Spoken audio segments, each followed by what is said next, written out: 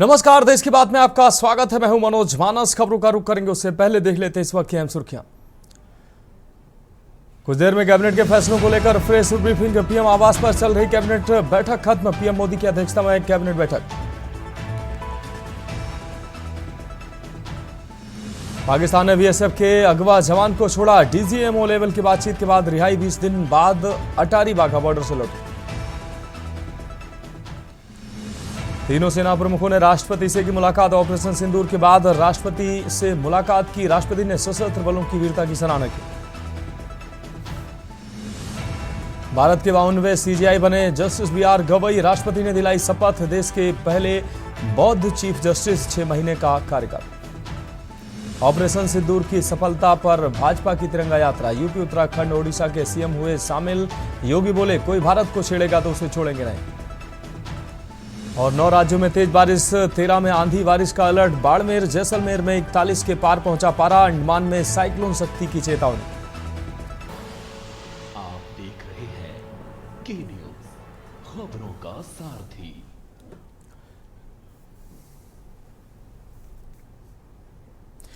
और अब खबरें विस्तार से। छत्तीसगढ़ के सुकमा से अहम खबर है, जहां 14 नक्सलियों ने आत्मसमर्पण किया है। 5 महिलाएं इसमें शामिल हैं। आत्मसमर्पण करने वालों में 8 नक्सली, 16 लाख का इन पर इनाम था।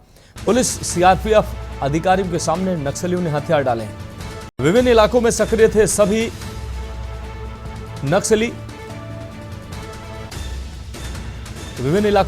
ये सभी आत्मसमर्पित नक्सली। सरकार की पुनर्वास नीति के तहत मिलेगी प्रोत्साहन राशि। नक्सल प्रभावित इलाकों में शांति बहाली की ओर एक बड़ा कदम।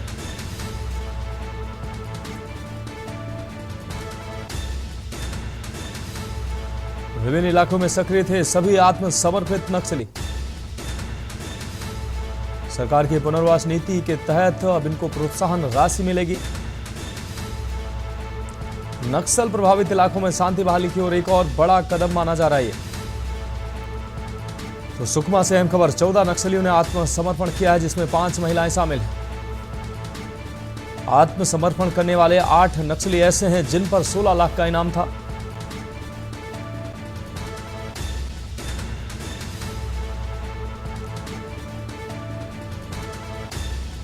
विभिन्न इलाकों में सक्रिय थे ये सभी नक्सली।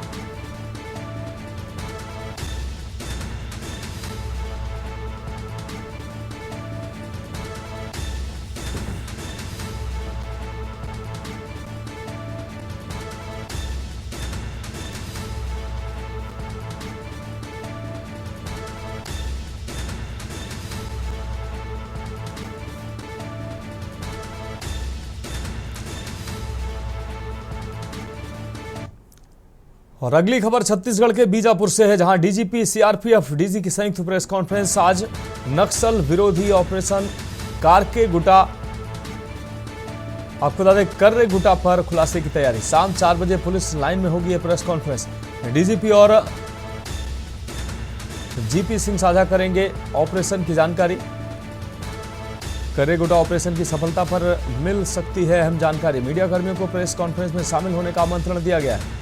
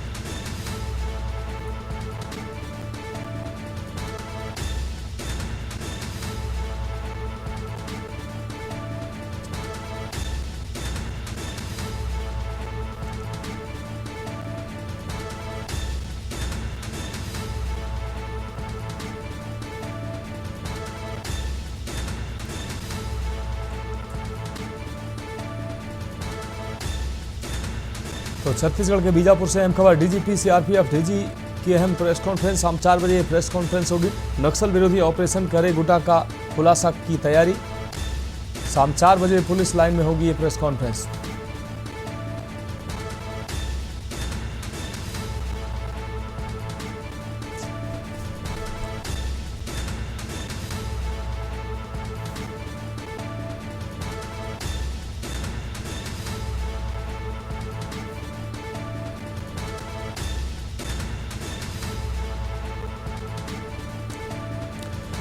और बीजापुर से हमारे संवाददाता कृष्णा पटेल हमारे साथ ज्यादा जानकारी के लिए हमारे साथ जुड़ गए हैं। कृष्णा पटेल, आप डीजी और डीजीपी की ये संयुक्त प्रेस कॉन्फ्रेंस होगी शाम 4 बजे। डीजीपी और सीआरपीएफ के डीजीपी की ये डीजी की ये संयुक्त प्रेस कॉन्फ्रेंस होगी। क्या कुछ अहम निकलकर अहम जानकारी दी जा सकती है इस प्रेस कॉन्फ्रेंस में? जी बिल्कुल, मैं आपको बता दूं कि बीजापुर जिले में बीते दिन जो एक सबसे बड़ा नक्सल ऑपरेशन चलाया गया था, जिसमें पुलिस द्वारा बताया गया है कि 31 नक्सली ढेर किए गए हैं। उसी को लेकर सीआरपीएफ के डीजी और छत्तीसगढ़ पुलिस के डीजीपी इस प्रेस वार्ता को शाम 4 बजे संबोधित करेंगे और मीडिया को भी आमंत्रित किया गया। इस मीडिया में खुलासा करेंगे कि आखिरकार मारे गए नक्सलियों के किस कदर के थे और उन पर कितने लाख रुपए का इनाम था। जी बिल्कुल कृष्णा, इस तमाम जानकारी के लिए आपका बहुत शुक्रिया। तो बीजापुर से अहम खबर आपको दिखा रहे, डीजीपी और सीआरपीएफ डीजी की संयुक्त प्रेस कॉन्फ्रेंस आज शाम 4 बजे होनी है। नक्सल विरोधी ऑपरेशन करेकुटा पर खुलासे की तैयारी है। इस प्रेस कॉन्फ्रेंस में अहम जानकारी दी जा सकती है। शाम 4 बजे अहम प्रेस कॉन्फ्रेंस होगी।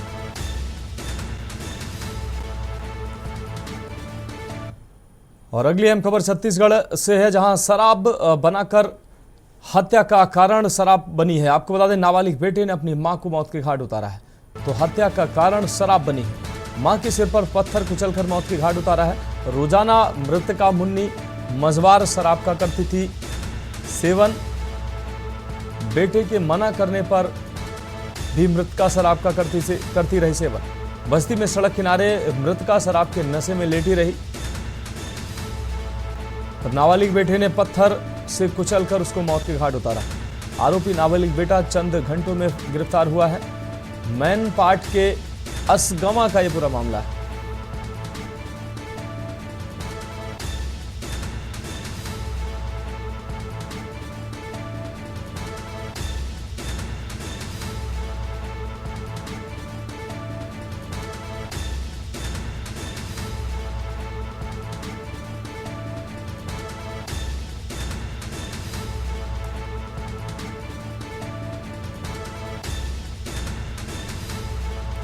तो मां को पत्थर से कुचलकर मौत के घाट नाबालिग बेटे ने उतारा है। नशे के आदी थी मां और रोजाना मृतका मुन्नी मझवार शराब का सेवन करती थी। बेटे के लाख मना करने के बावजूद भी वो शराब का सेवन बंद नहीं कर रही थी। बस्ती में सड़क किनारे मृतका शराब के नशे में लेटी रही। इस दौरान बेटे के द्वारा पत्थर से कुचलकर उसकी हत्या कर दी गई।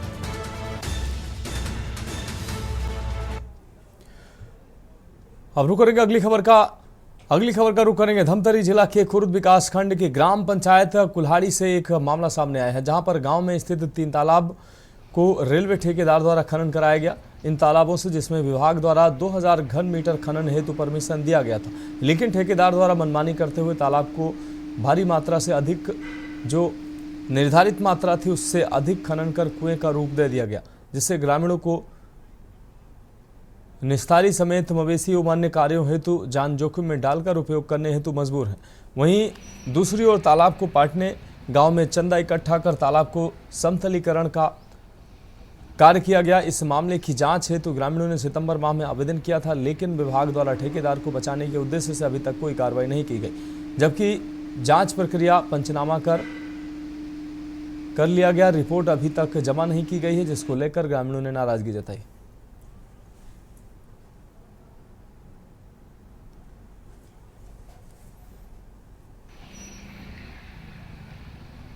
हमारा गांव के जितना भी 4 तालाब पर खुदाई किया गया है, अब 4 तालाब पर खुदाई हुआ है, उसमें से अब बोला गया है 4000 घन मीटर का एक अब गांव में हुआ मीटिंग हुआ, उसमें बोला गया था सरपंच के द्वारा कि 4000 घन मीटर का अनुमति मिला है और गांव वालों को यही बोला गया है कि पैसा आएगा 10 लाख 20 लाख जो भी पैसा आएगा बोले हैं, लेकिन अभी तक 10 लाख या 10 रुपए का अभी तक कुछ वो नहीं हुआ है। समस्या है खनिज विभाग द्वारा।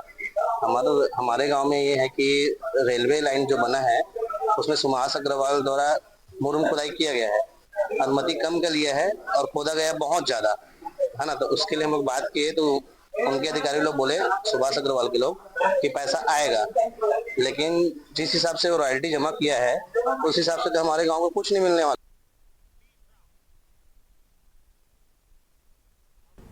रुक करेंगे अगली खबर का। खबर पंजाब के अमृतसर से है, जहां मजीठा के नजदीक गांव में जहरीली शराब पीने से हुई मजदूरों की मौत पर किसान मजदूर संघर्ष कमेटी पंजाब के राजनेता सरवण सिंह पंढेर ने सरकार की नशे के खिलाफ लड़ाई को पूरी तरह से विफल करार दिया। उन्होंने प्रेस बयान में बताया कि सरकार द्वारा 14 मौतें स्वीकार की गई हैं, लेकिन असल संख्या इससे कहीं अधिक हो सकती है। पंढेर ने प्रशासन पर गंभीर लापरवाही के आरोप लगाते हुए कहा कि थरीवाल गांव में प्रशासन की नाक के नीचे पिछले 20 वर्षों से ये जहरीली शराब का कारोबार चल रहा है। उन्होंने कहा कि इस घटना को ड्रग्स माफिया रूपी आतंकवाद मानते हुए इसके पीछे के असली दोषियों को गिरफ्तार किया जाना चाहिए। उन्होंने मृतकों के परिवारों को 50-50 लाख रुपए की आर्थिक सहायता और एक सदस्य को नौकरी देने की मांग की, साथ ही मुख्यमंत्री द्वारा घोषित 10 लाख रुपए राशि को अपर्याप्त बताया। मैं सरवण सिंह पंधेर अज सवेरे ही दुखदाई खबरां मिल गईयां सीगीआं कि जिहड़ा थरीएवाल पिंड आ मजीठे दे नेड़े दा, जिੱਥੋਂ ਦਾ शराब विक्रेता दस्सिया जा रहा है ते उहदे नाल दे पिंडां ਜਿਹੜੀਆਂ लगभग सरकार दे अनुसार 14 मौतां होईयां ने। ਜਿਹੜੇ मैं अपने तौर ते पिंडां 'ਚ गल कीती आ, उन्हां जिन्नी देश साडे ने चिंता कीती और उदों बाद जो कुछ होया आपां जाणदे आ 14 बंदियां दी ते पुष्टि हो चुकी सरकार वालों, बाकियां दी पुष्टि हो जू कि असल दोषी फड़े जाणगे। तुसीं जिहड़े सिद्धे इनवॉल्व बंदे आ 5-6 उन्हां नूं फड़ भी लओगे ते मसले दा हल होण वाला नहीं। पंजाब अंदर पहली बार जहरीली शराब ना मौतां नहीं हो रहीआं, पहलों भी होईआं, इह गां ना होण। और इस बीच केंद्रीय कैबिनेट की बैठक के बाद केंद्रीय मंत्री अश्विनी वैष्णव प्रेस ब्रीफिंग कर रहे हैं। क्या कुछ कहना आपको सुनाते हैं।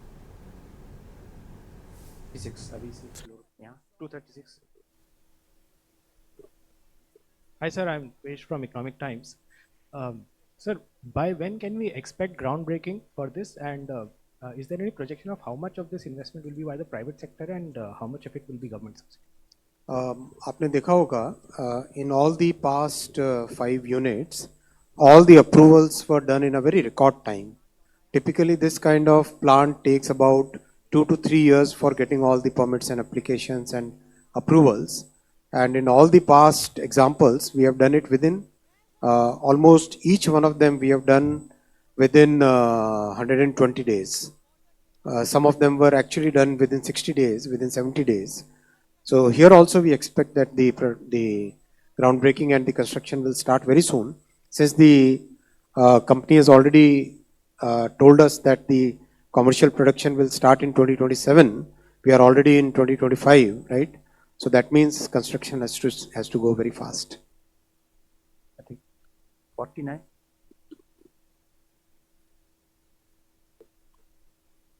इधर कोई नहीं है ना? हाँ 247 ठीक है। सर आपने अभी जिक्र किया टेक्नोलॉजी का और सेमीकंडक्टर का, एक और जिक्र किया कि हमारे टेक्नोलॉजी का इस्तेमाल सब जगह हम हो रहा है और बेहतर कर रहे हैं, और आपने ऑपरेशन सिंदूर का भी किया। हम कैबिनेट से नहीं पूछेंगे ऑपरेशन सिंदूर का नहीं, लेकिन केवल हम जानना चाहते हैं कि हम टेक्नोलॉजी में क्या आने वाले दिनों में इतने उन्नत हो जाएंगे कि चाहे टर्की हो या फिर कोई अन्य कंट्री हो, वो हमें मात नहीं दे सकता। हम उनको हर क्षेत्र में पिछाड़ देंगे। डेफिनेटली टेक्नोलॉजी में लंबी छलांग लग रही है और बहुत सक्सेस भी मिली है। आप चाहे देखो स्पेस टेक्नोलॉजी हो, चाहे डिफेंस टेक्नोलॉजीज हो, चाहे इलेक्ट्रॉनिक्स हो, चाहे सेमीकंडक्टर हो, चाहे एआई हो, चाहे मटेरियल साइंसेज हो, करीब करीब हर एक क्षेत्र में इन 10 वर्षों में प्रधानमंत्री जी ने जो फोकस दिया है टेक्नोलॉजी पे, उसका रिजल्ट दिखाई देने लगा है और रिजल्ट विजिबल है, सारी दुनिया आज जान रही है, आप भी जानते ही हो। और साथ ही साथ एक जो इम्पोर्टेंट बात है, अब बहुत सारे देश ना भारत के साथ को प्रोडक्शन करना चाहते हैं, ये बहुत इंपॉर्टेंट फैक्टर है। वो जमाना गया जब पुरानी टेक्नोलॉजी को लेके टीओटी करते थे, अब को प्रोडक्शन लेटेस्ट टेक्नोलॉजी करना चाहते हैं। बहुत बड़ा चेंज आया है, माइंडसेट में चेंज आया है। देश के सामने रखिए इसको। This side 49. सर अपना परिचय भी देते हैं। सर मैं निशांत हूँ एएनआई से। जो ये सेमीकंडक्टर मिशन है, इसके बारे में जानना चाहूँगा कि ये जो इंडिया का इलेक्ट्रॉनिक्स मैन्युफैक्चरिंग इंडस्ट्रीज जो है, उनको कितना इससे फ़ायदा होगा और जो ग्लोबल मार्केट में हम कितना आगे तक जा पाएंगे इससे। इंडियन मैन्युफैक्चरिंग को बहुत बड़ा बूस्ट मिलेगा, पर्टिकुलरली जो मेमोरी वाला प्लांट है उससे, और ये डिस्प्ले ड्राइवर वाला प्लांट है इससे, इलेक्ट्रॉनिक्स मैन्युफैक्चरिंग को। और जो असम में प्लांट है उससे इलेक्ट्रिक व्हीकल इंडस्ट्री को बहुत बेनिफिट मिलेगा और टेलीकॉम इंडस्ट्री को बहुत बेनिफिट मिलेगा असम वाले प्लांट से। और जो सानंद में 2 दूसरे प्लांट्स हैं, उसमें पावर इलेक्ट्रॉनिक्स और इंडस्ट्रियल इलेक्ट्रॉनिक्स को बहुत बड़ा बूस्ट मिलेगा। और इससे बहुत सारी जो भारत में इलेक्ट्रॉनिक्स की मैन्युफैक्चरिंग होती है, उनके लिए जो चिप्स चाहिए, वो चिप्स सारी की सारी करीब करीब बहुत बड़ी मात्रा में इन प्लांट्स से मिलेगी और एक्सपोर्ट भी इनसे होगा।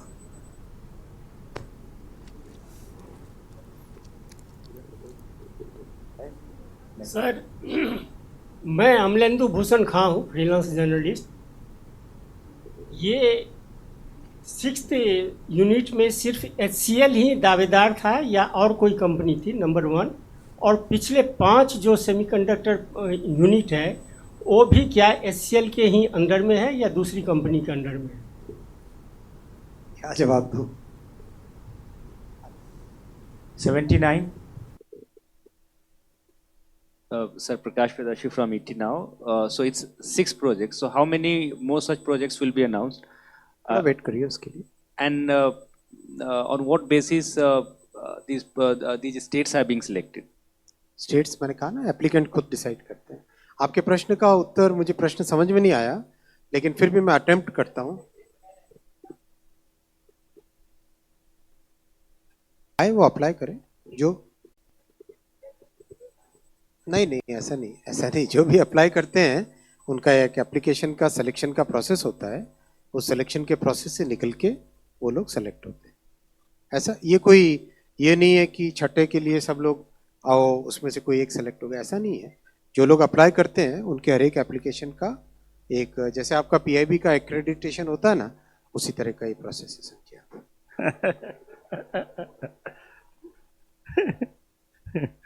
हाँ प्रकाश, आप सवाल पूछिए। हो गया सवाल? धन्यवाद। 71. और अरे रुकिए पहले, अरे माइक ले लें, दीजिए अपना परिचय दीजिए। सर सुनील सौरभ बोल रहा हूँ, लोक भारती पेपर है हमारी। ये 36 मिलियन चिप्स जो है इसी प्लांट यहीं पे बनेगी या सारे इसी प्लांट में? I think it's over. Thank you. All right, thank you.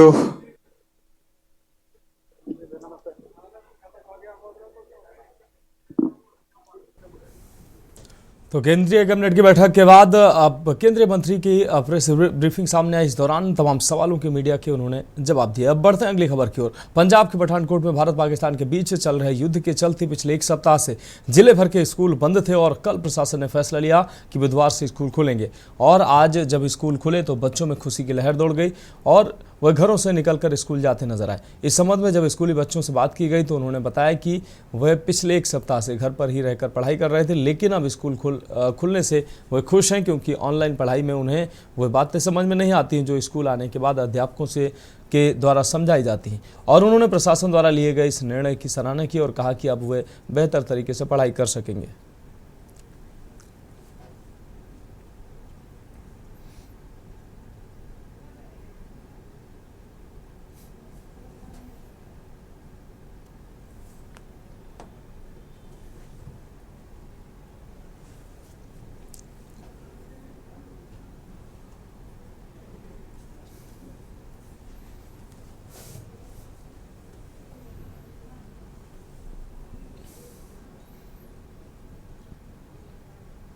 बेटा की ना ਤੁਹਾਡਾ ਕਿਹੜੇ ਸਕੂਲੇ ਪੜ੍ਹਦੇ ਹੋ?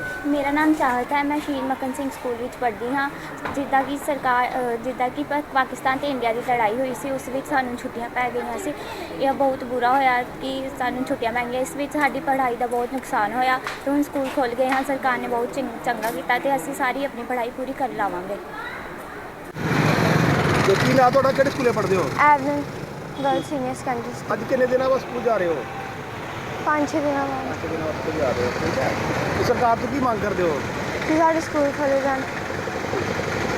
ਰਾਘਵ ਸਿੰਘ। ਕਿਹੜੇ ਸਕੂਲੇ ਪੜ੍ਹਦੇ ਹੋ? ਮਲਵਾਲ।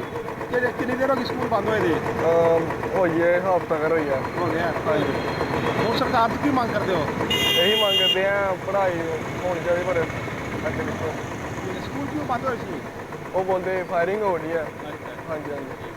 मैं मीनम शिखा प्रिंसीपल शहीद मक्खन Singh government girl senior secondary school Pathankot तो बोल रही हाँ। पिछले हफ्ते तो लगभग स्कूल बंद सीगे क्योंकि इंडो पाक के युद्ध करके शहर वासियों की बच्चों की सुरक्षा के करके सरकार ने स्कूल बंद कर दिते सीगे। अज फिर तो स्कूल लगे है। बच्चों की स्ट्रेंथ लगभग ठीक ही है, 70 तो 80% तक हैगी है।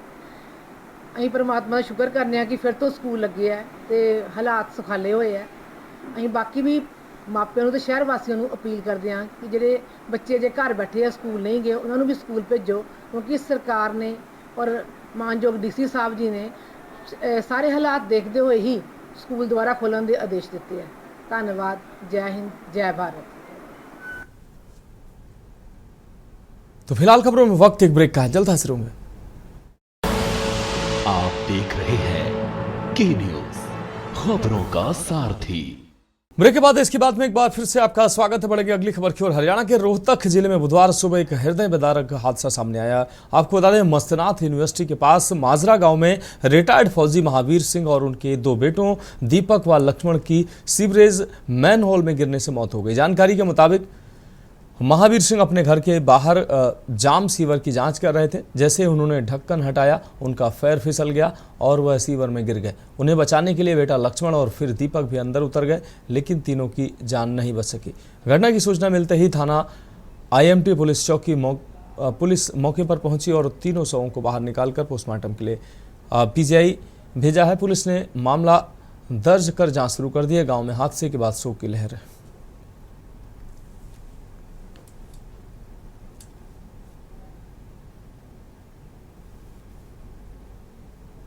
ये पानी छोड़ा दो नाली फंस गई थी, उसका पानी काट देता तू अपनी का ये नोला बेहोश गैस से बना मैं भाई लिकड़ ले ये लिकड़ने लग गई इतना तो सब बेहोश नीचे बाप पकड़ने लग गए, बाप भी बढ़ गया, दूसरा बेटा पकड़ा, दूसरा भी पड़ गया, तीनों ऊपर नीचे पड़ गए कहते।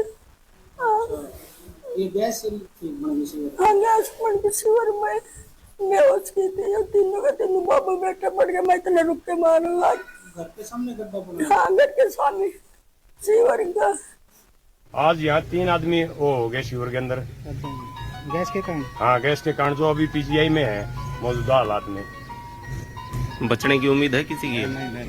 देखो जी अभी तो रिटर्न करवा दो भाई। तीनों की मौत होगी? तीनों की।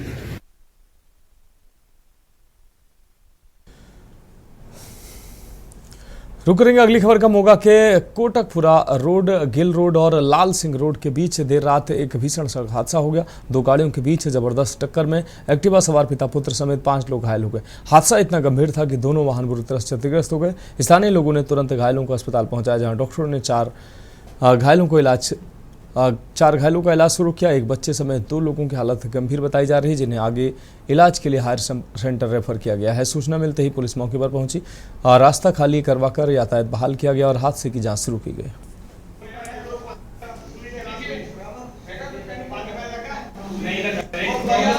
ਜੋ ਜਾਣਕਾਰੀ ਵਹੀਕਲ ਇਨਵੋਲਵ ਹੋਏ ਆ ਤੇ ਆਪਣਾ ਜੋ ਇਹਨਾਂ ਦੇ ਕਹਿਣ ਦੇ ਮੁਤਾਬਕ ਇਹ ਮੋਗੇ ਤੋਂ ਬਾਘਾ ਪੁਰਾਣਾ ਵਾਰੀ ਜਾ ਰਹੇ ਸੀਗੇ ਤੇ ਇਹ ਵਹੀਕਲ ਆ ਕੇ ਸਾਈਡ ਤੋਂ ਉਹਨਾਂ ਨੇ ਹਿੱਟ ਕੀਤਾ।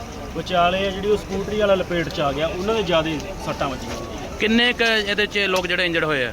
ਇਹਦੇ ਵਿੱਚ ਹੀ 3 ਜਣੇ ਲੋਕ ਹੋਏ ਆ ਇੰਜਰਡ। ਇੱਕ ਤਾਂ ਆਪਣਾ ਜਿਹੜਾ ਐਂਬੂਲੈਂਸ ਦੀ ਹੈਲਪ ਨਾਲ ਉਹਨੂੰ ਭੇਜਤਾ, ਇੱਕ ਜਿਹੜਾ ਇਹਨਾਂ ਦੇ ਵੀ ਸੱਟ ਲੱਗੀ ਹੈ, ਇਹ ਹਜੇ ਗੱਡੀ 'ਚ ਬੈਠੇ ਆ ਤੇ ਜਾਣ ਨੂੰ ਤਿਆਰ ਨਹੀਂ।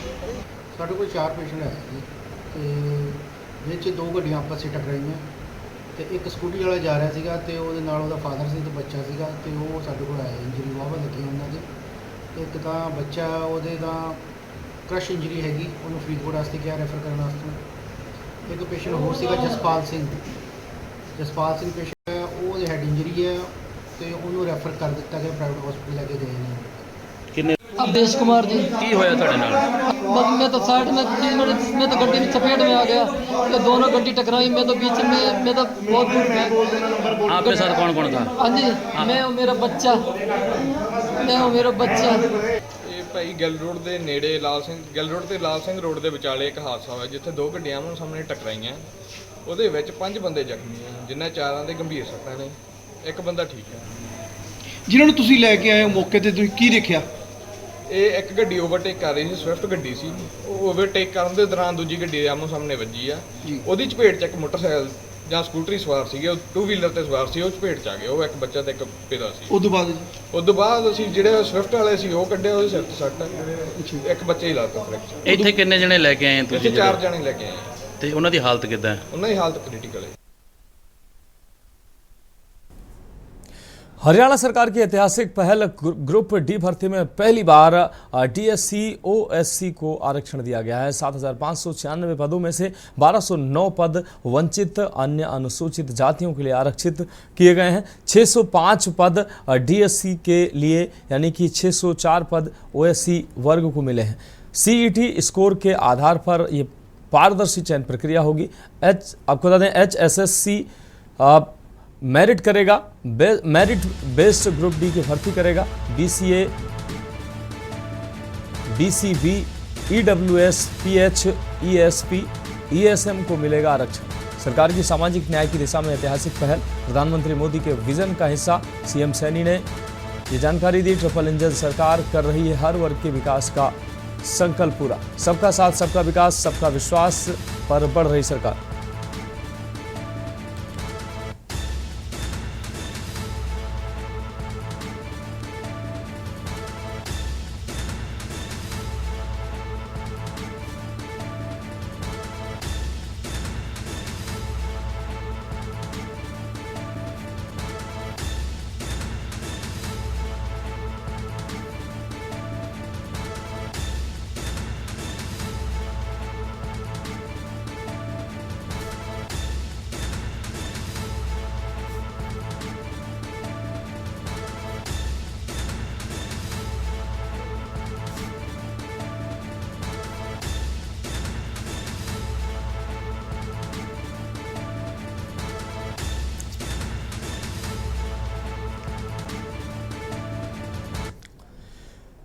हम रुक करेंगे अगली खबर का। गुरुग्राम के सेक्टर 29 स्थित लेजर वैली ग्राउंड में श्री कृष्ण कृपा प्रेरणा उत्सव का भव्य आयोजन किया जाएगा। कार्यक्रम के संयोजक बोधराज सीकरी ने पत्रकार वार्ता में बताया कि उत्सव में वृंदावन रमन रीति के श्रद्धेय कासराणी स्वामी, गुरु शरणानंद महाराज, स्वामी अवधेशानंद गिरी महाराज, स्वामी ज्ञानानंद तीर्थ महाराज सहित कई प्रतिष्ठित संतों की उपस्थिति होगी, जिनके आशीर्वचन श्रद्धालुओं के लिए अमृत वर्षा होंगे। इस आयोजन में केंद्रीय मंत्री मनोहर लाल और भूपेंद्र यादव के अलावा हरियाणा के मुख्यमंत्री नायब सिंह सैनी और दिल्ली की मुख्यमंत्री रेखा गुप्ता भी उपस्थित रहेंगी।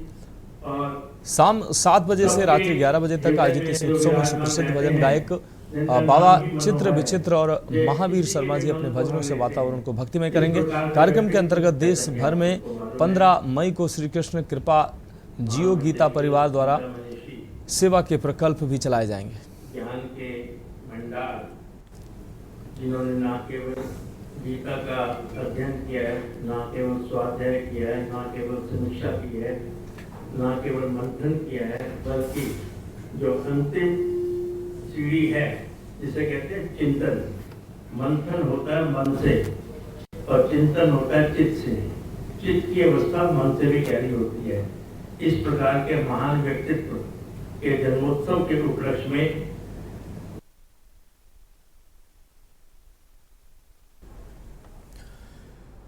हरियाणा के यमुनानगर में केंचुआ खाद बनाने वाली नेचर एग्रो फार्मिंग कंपनी द्वारा किसानों से केंचुआ खाद प्लांट लगाने के नाम पर करोड़ों की धोखाधड़ी का मामला सामने आया है। आज इस संबंध में यमुनानगर जिला सचिवालय में सैकड़ों किसानों ने पुलिस अधीक्षक को शिकायत पत्र देकर मामले में कार्रवाई की मांग की है। शिकायतकर्ताओं ने बताया कि कंपनी द्वारा 1000 से अधिक किसानों के साथ एग्रीमेंट किया गया। उनकी जमीन पर केंचुआ खाद प्लांट लगाया जाएगा। इस प्लांट को लगाने के लिए मटेरियल कंपनी द्वारा उपलब्ध कराया जाएगा और 3 महीने बाद खाद तैयार होने पर उससे कंपनी वहां से उठाकर सेल करेगी। इस तरह से किसानों को लगातार आय होगी और यह आय 2.5 वर्ष में डबल हो जाएगी। इसके लिए किसानों ने कंपनी से एग्रीमेंट किए। इसके बदले 2 लाख से लेकर 40 लाख तक रुपए केंचुआ खाद प्लांट लगाने के लिए दिए गए। कंपनी के बार किसानों के द्वारा पैसे वापस मांगने के बाद अपना कार्यालय बंद कर दिया। कंपनी प्रबंधकों के फोन भी स्विच ऑफ होने लगे। इसके बाद परेशान किसानों ने पुलिस अधीक्षक से गुहार लगाई।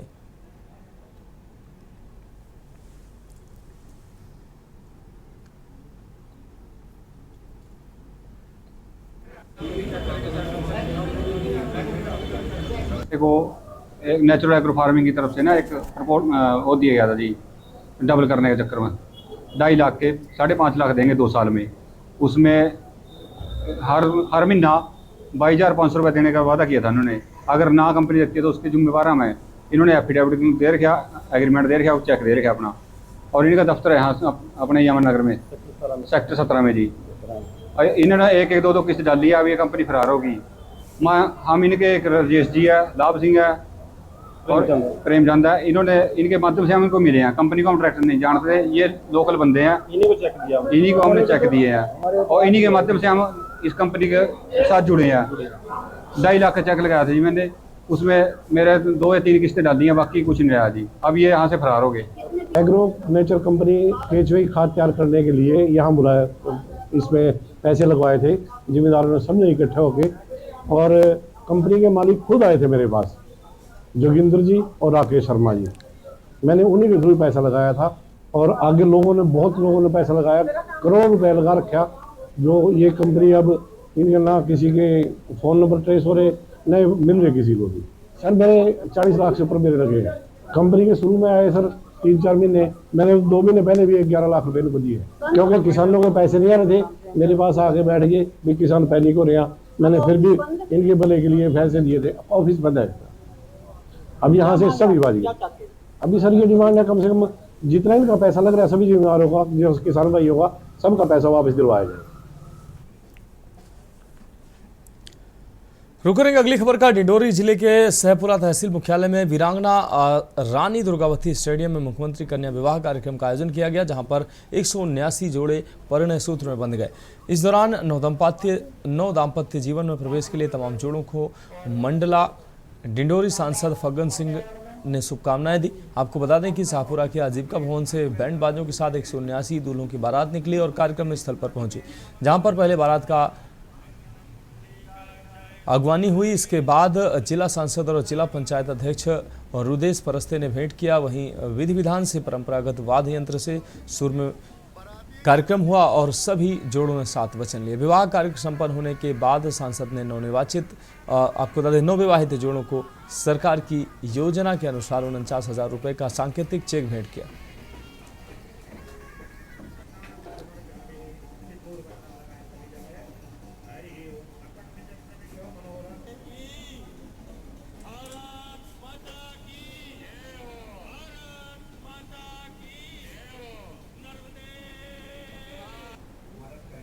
तो 79 जोड़ों का ये सामूहिक मुख्यमंत्री कन्या विवाह का कार्यक्रम यहाँ पर संपन्न हुआ है। शेरपुरा विकास खंड का है 179 जोड़े और सरकार के इस योजना से बहुत लोगों को सीधा प्रत्यक्ष रूप से एक तो लाभ 49,000 उनके सीधा अकाउंट में जाता है और बाकी जो 6,000 है, टोटल 55,000 का ये जो पैकेज है उसमें 6,000 रुपये बाकी साज सज्जा और बाकी सामग्री दूल्हा दुल्हन और बाकी इस प्रकार की व्यवस्था रहती है। और बड़ी संख्या में अब लोग इस क्षेत्र में आगे बढ़ रहे हैं और ये एक प्रकार का जागरूकता का ये परिणाम है कि ज़्यादा से ज़्यादा लोग मुख्यमंत्री कन्या विवाह के कार्यक्रम में शामिल होते हैं और बहुत अच्छा 179 हमारे इस शेखपुरा विकासखंड में आज जो संपन्न हो रहे हैं। कल अमरपुर में भी होना है, डिंडोरी में। कल अमरपुर में है, वहाँ भी जाऊँगा मैं। अमरपुर में डिंडोरी का भी 15 तारीख को होना है। अभी हम बात कर रहे हैं कि कुछ डिंडोरी के जो दूसरे जो विकास खंड है उनका भी एक आध कार्यक्रम और होना चाहिए। उनका रजिस्ट्रेशन अभी टाइम है शादियों का, तो इस दृष्टि से उसका रजिस्ट्रेशन करा के उसके बारे में अभी बातचीत हुई है। इसके बाद भी एक और जरूर रुक करेंगे अगली खबर का। ऑपरेशन सिंदूर में साहस दिखाने वाली सेना की वीरांगनाएं कर्नल सोफिया कुरैशी और सैन्य अधिकारी वेमिका सिंह के सम्मान में कांग्रेस ने गांधी प्रतिमा पर उनका पोस्टर लगाकर दुग्ध अभिषेक किया। कांग्रेस नेता विवेक खंडेलवाल और गिरीश जोशी ने कहा कि इन बेटियों ने पूरे देश का मान बढ़ाया है। वहीं प्रदेश के मंत्री विजय शाह द्वारा कर्नल सोफिया को लेकर दिए गए बयान पर कांग्रेस ने तीखी प्रतिक्रिया दी और इसे इतिहास का सबसे निम्न स्तरीय बयान करार देते हुए तत्काल इस्तीफे की मांग की। पार्टी ने चेतावनी दी कि यदि विजय शाह का इस्तीफा नहीं लिया गया तो कांग्रेस सड़कों पर उग्र आंदोलन करेगी।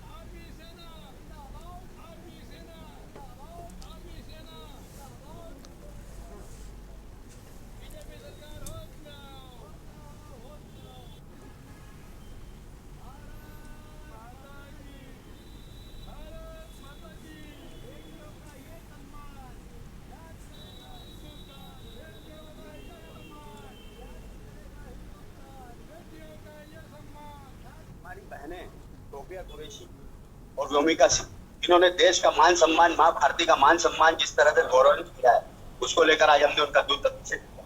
भारतीय जनता पार्टी के मंत्री विजय शाह, जो पूर्व में कई ऐसे बयानों के लिए उनको मंत्रिमंडल से हटाया गया क्योंकि उन्होंने एक भारतीय जनता पार्टी के नेता के परिवार के लिए कुछ कहा था, इसलिए उसको हटा दिया। आज मां भारती के लिए और मां भारती की बेटियों के लिए जिस तरह के बयान दिए, उसको लेकर भारतीय जनता पार्टी उनको नहीं हटा पा रही। क्यों नहीं हटा पा रही? क्या देश की सेना भारतीय जनता पार्टी के अधीन नहीं, इससे नहीं हटा पा रही है? उनको शर्म आना चाहिए भारतीय जनता पार्टी को, केंद्रीय नेतृत्व और प्रदेश नेतृत्व। तत्काल विजय शाह का इस्तीफा लेना चाहिए।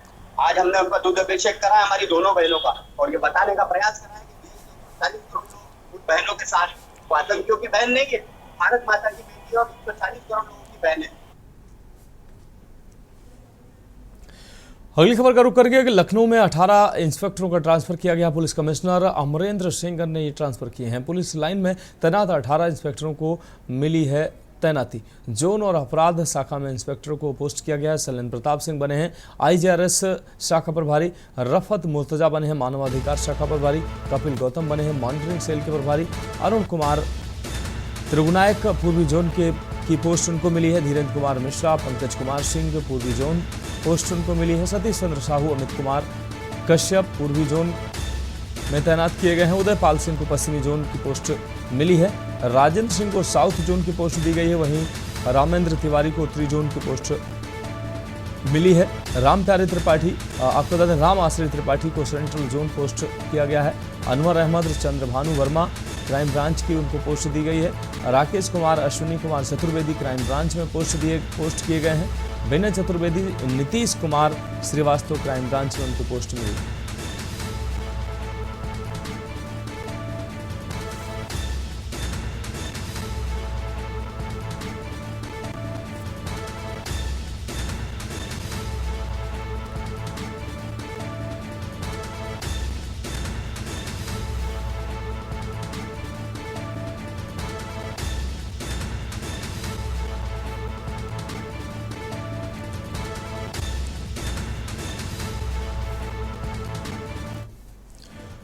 और अगली अहम खबर का रुख करेंगे राजधानी लखनऊ से। अगली अहम खबर जहां ऐशबाग क्षेत्र में आग की घटना सामने आई है। द वुड अपार्टमेंट में लगी है आग। आग लगने के कारण अपार्टमेंट को खाली कराया गया है। फायर ब्रिगेड आग बुझाने में जुटी हुई है। ऐशबाग इलाके में आग लगने से हड़कंप मचा है। द वुड अपार्टमेंट में आग की घटना सामने आई। इस वक्त की अहम खबर राजधानी लखनऊ से आपको दिखा रहे हैं। आग लगने के कारण अपार्टमेंट को खाली कराया गया है। ऐसबाग इलाके में आग लगने से हड़कंप मचा।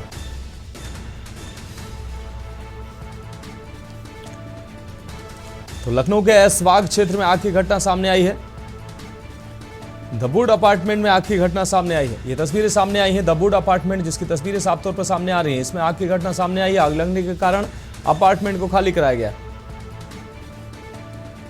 ऐसबाग इलाके में आग की इस घटना से हड़कंप मचा है।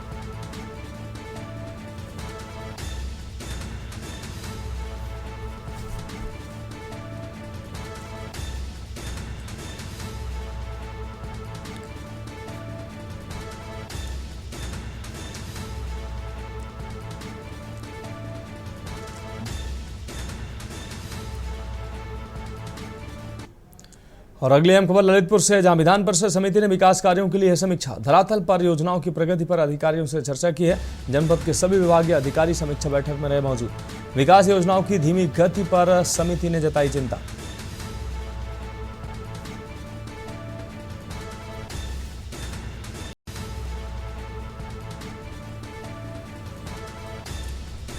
विकास योजनाओं की धीमी गति पर समिति ने चिंता जताई है। ललितपुर से अहम खबर आपको दिखा रहे, विधान परिषद समिति ने विकास कार्यों की समीक्षा की है। धरातल पर योजनाओं की प्रगति पर अधिकारियों से चर्चा की गई है। जनपद के सभी विभागीय अधिकारी समीक्षा बैठक में रहे मौजूद।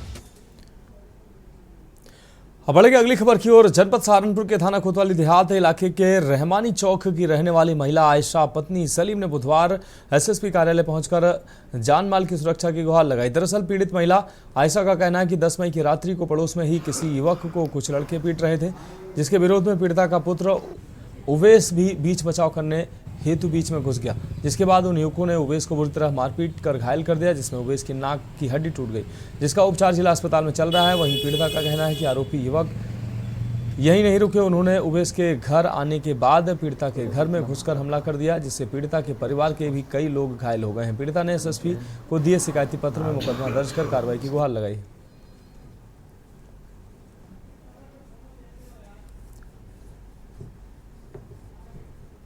मेरा बच्चा दुश्मन आया था, कोई नाबालिग बच्चे को मारा था, वो उसको छुटाने लग गया, पिस्टल बजाया, फिर दूसरा बच्चा कराया, उसकी नाक की हड्डी तोड़ दी, खून पकड़ दिया और फिर आगे उनके बच्चों ने पूरा हमला किया दिया मेरे पर।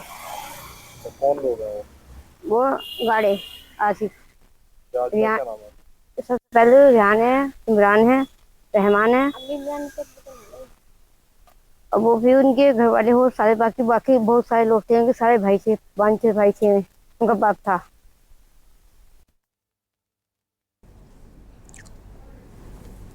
गाजीपुर से अगली खबर है, जहां जिले के करंडा थाना क्षेत्र के लीलापुर पुलिया के पास बुधवार सुबह करीब 8:30 बजे एक दिल दहला देने वाला सड़क हादसा हुआ। तेज रफ्तार डंपर ने बाइक सवार को 2 युवकों को टक्कर मार दी है, जिसमें लीलापुर गांव निवासी लक्की निषाद पुत्र इंद्रजीत निषाद की मौके पर ही मौत हो गई। उसका साथी कृष्णा निषाद पुत्र राम अवतार निषाद गंभीर रूप से घायल हो गया, जिसे जिला अस्पताल में भर्ती कराया गया, जहाँ उसकी हालत नाजुक बनी हुई। हादसे के तुरंत बाद डंपर चालक डंपर लेकर मौके से फरार हो गया। गुस्साए ग्रामीणों ने उसके पीछे चल रही दूसरी डंपर को रोक लिया और उससे आग के हवाले कर दिया। घटना की सूचना मिलने के बाद पुलिस और प्रशासन के लोग मौके पर पहुंचे और फायर ब्रिगेड की गाड़ी ने फिलहाल आग पर काबू पाया।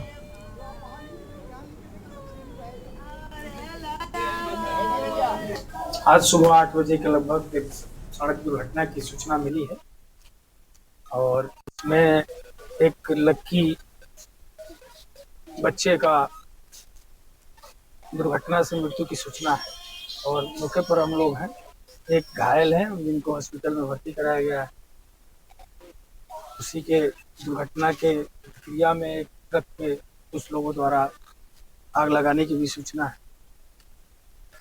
आपके द्वारा सर क्या आश्वासन दिया गया है? आश्वासन दिया गया है कि जो शासन के निर्देश है उसके अनुसार मृतक के परिवार को जो भी लाभ उचित होगा उसको दिया गया। घायल की क्या स्थिति है?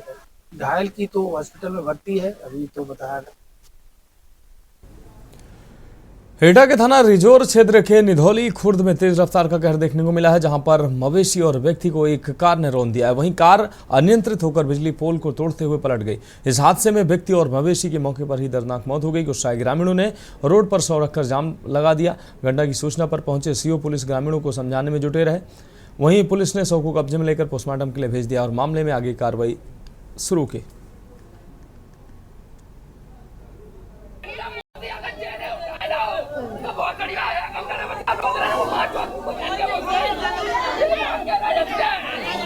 भाई गाय लेके आ रहा था उधर से। क्या नाम है उनके भाई का? मेरे भाई का नाम है बीरपाल सिंह उर्फ बादाम सिंह। अच्छा, निधौली खुर्द की रहने वाले। तो गाय लेके कहाँ से आ रहे थे? यहीं के पेड़ के पास में हाँ। ला रहे थे। उन्होंने गाड़ी स्पीड में आई है एटा की तरफ से और स्पीड में गाड़ी खंभा तोड़ते हुए विद्युत पोल तोड़ते हुए। हाँ। और उन्होंने इन्हें टक्कर मारी और गाय में टक्कर लगी है। गाय के साथ पकड़े हुए ठीक है। और वो क्या कहते हैं एक्सीडेंट में गिर गया और गाड़ी एक्सीडेंट कर दिया और खत्म हो गया। तो गाड़ी में भी कोई लोग, कितने लोग सवार थे? 3 लोग थे, एक भाग गया है। एक भाग गया। हाँ। दो लोग घायल हैं। 2 आदमी थे उस गाड़ी में। 2 थे। एटा के थाना मिरहच्छी क्षेत्र के गांव आलमपुर में संदिग्ध परिस्थितियों में खून से लथपथ किशोर का खेत में शव पड़ा मिलने से क्षेत्र में सनसनी फैल गई। वहीं किशोर की निर्मम हत्या से परिजनों का रो रो कर बुरा हाल है। घटना की सूचना पर पहुंची पुलिस ने किशोर के शव को कब्जे में लेकर पोस्टमार्टम के लिए भेजा है। अपर पुलिस अधीक्षक राजकुमार सिंह, सीओ सदर संजय सिंह फॉरेंसिक टीम के साथ पहुंचे और घटनास्थल की बारीकी से जांच पड़ताल कर रहे हैं। पुलिस के अनुसार किशोर की चाकू से गोदकर या ईंट से कुचलकर निर्मम हत्या की गई है। आपको बता दें कि मृतक 10 वर्षीय किशोर अनुज थाना मिरहच्छी के गांव आलमपुर का निवासी है।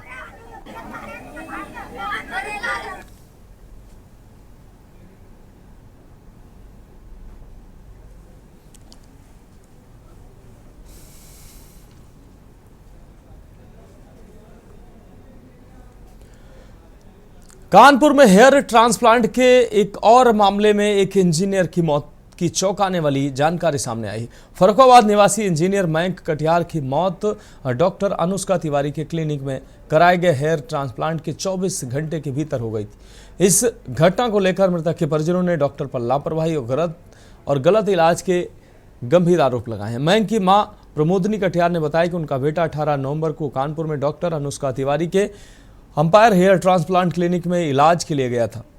इलाज के तुरंत बाद उसके सिर में दर्द शुरू हो गया और चेहरा सूजने लगा। उन्होंने बार बार डॉक्टर से संपर्क किया, लेकिन डॉक्टर कहती रही सब ठीक है, चिंता ना करें। जब हालत बिगड़ती गई तब डॉक्टर ने कार्डियोलॉजिस्ट को दिखाने की सलाह दी, जिसके कुछ ही देर बाद मयंक की 19 नवंबर की सुबह मौत हो गई। ये मामला इंजीनियर विनीत दुबे की मौत के बाद सामने आया है, जिनकी 15 मार्च को हेयर ट्रांसप्लांट के बाद मौत हो गई थी। उस मामले में भी डॉक्टर अनुष्का तिवारी पर लापरवाही का आरोप लगा। विनीत की पत्नी की शिकायत पर 56 दिन बाद रावतपुर थाने में एफआईआर दर्ज की गई थी। हेयर ट्रांसप्लांट से संबंधित जो है ये थाना रावत में पंजीकृत किया गया है और इस संबंध में योजनात्मक कार्रवाई की जा रही है।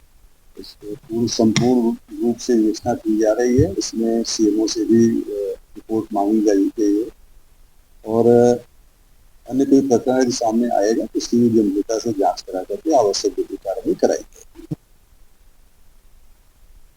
कानपुर में हेयर ट्रीटमेंट का दूसरा मामला सामने आया है। हालांकि इसमें भी डॉक्टर अनुष्का तिवारी हैं जिन्होंने पहले एक इंजीनियर की जान ले ली और फिर दोबारा जब उन्होंने ट्रीटमेंट कराया तो उसमें भी जो मरीज है उसकी जान चली गई। ये मरीज के परिवारजन हैं जो आज सीपी कार्यालय आए हैं और इन्होंने बाकायदे पुलिस कमिश्नर से गुहार लगाई है। इनसे बातचीत कर लेते हैं।